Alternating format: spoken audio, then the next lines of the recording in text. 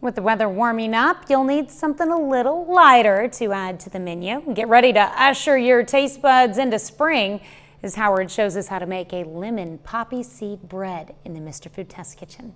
As the weather starts to warm up and our taste buds start craving foods that are lighter and brighter, we've got just the thing to bring to the table. So what do you say you put away that banana and pumpkin bread recipe and try this fresh tasting one for a change? It's bursting with lemon and poppy seeds, making it perfect from, well, right now, right through the end of the summer.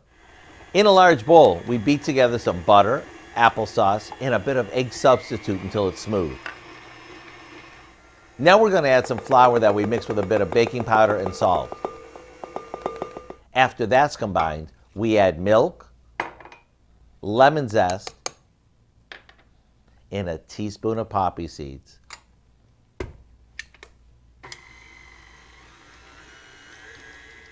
Once the batter is smooth, we spoon it into a loaf pan and place it in the oven for about 45 minutes or until it passes the toothpick test.